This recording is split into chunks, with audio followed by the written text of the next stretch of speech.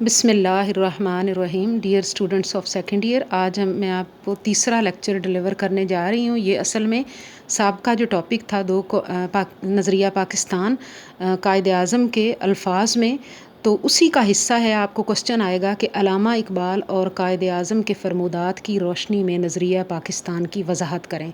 تو کل قائد اعظم کے فرمودات کی روشنی میں نے آپ کو پڑھایا تھا. آج علامہ اقبال کے فرمودات کی روشنی میں، اور اس میں آپ کو علامہ اقبال کے خطبات میں سے صرف ایک کوٹیشن جو ہے، ایک اقتباس، وہ آپ کے سلیبس کا حصہ ہے، وہ پڑھایا جائے گا. باقی جنرلی آپ نے عام الفاظ میں لکھنا ہے. ان ہیڈنگز کے تحت علامہ اقبال اور نظریہ پاکستان. سب سے پہلے ہے بر صغیر میں متحدہ قومیت کی تردید کی علامہ اقبال نے.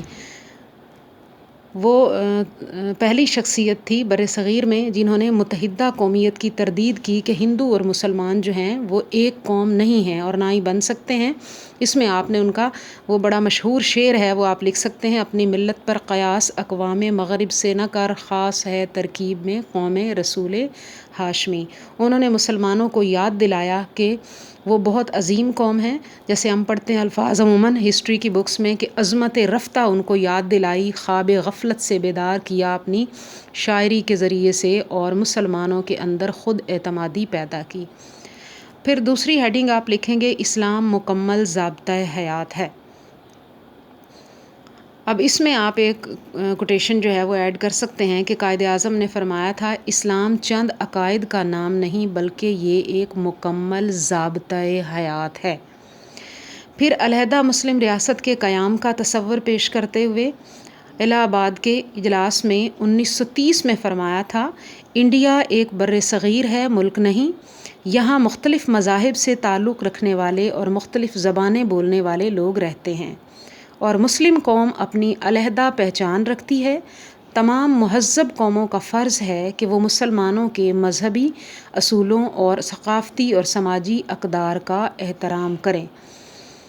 اب یہ کوٹیشن جو ہے، اس کا زیادہ تر میں بچوں کو کہتی ہوں کہ یہ آپ کو ضرور آ سکتی ہے کہ علامہ اقبال نے الہ آباد کے آل انڈیا مسلم لیگ کے 1930 کے اجلاس میں نظریہ پاکستان کی وضاحت کرتے ہوئے کیا فرمایا تھا. تو جو ابھی میں نے اب آپ کو بول کے بھی بتائی کہ انڈیا ایک بر صغیر ہے، ملک نہیں.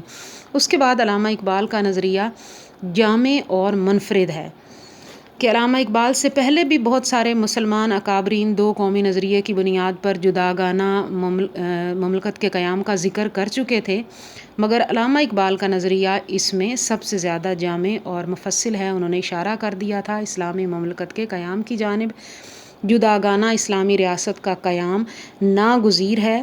علامہ اقبال نے اس حوالے سے یہ دعویٰ کیا کہ ہندو اور مسلمان الگ الگ قومیں ہیں، یہ دونوں اکٹھی نہیں رہ سکتیں، اور مسلمان جلد یا بدیر اپنی جداگانہ مملکت قائم کرنے میں کامیاب ہو جائیں گے.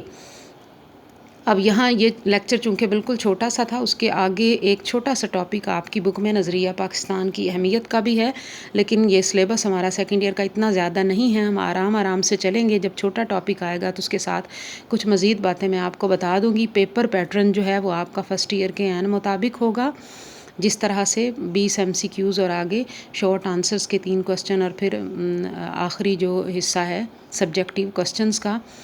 تو آپ نے یہ سبجیکٹیو، آبجیکٹیو اور لانگ شارٹ آنسر کے حوالے سے جو ہے وہ تیار کرنا ہے ٹاپک، اور ساتھ ساتھ پڑھتے جائیں. پچھلا ریوائز کرنے بیٹھیں گے. طریقہ تو یہی ہوتا ہے کہ اگلے لیکچر کے ساتھ پچھلا بھی آپ کو ریوائز کرا دیا جائے، پھر آڈیو بہت زیادہ لمبی ہو جاتی ہے، آپ کو بھی اس میں پرابلم ہوگی. ہر روز کا روز بچے آپ پڑھا کریں، اور خود ہی اپنا ٹیسٹ لیا کریں، یا گھر میں اور کوئی پڑھا لکھا بہن بھائی فارغ ہوتا ہے تو اس کو لکھ کر آپ دکھا دیا کریں. اس طرح آپ کی تیاری اچھی ہو جائے گی اور آپ کے اوپر بوجھ جو ہے وہ بڑھتا نہیں جائے گا. اوکے، اللہ حافظ.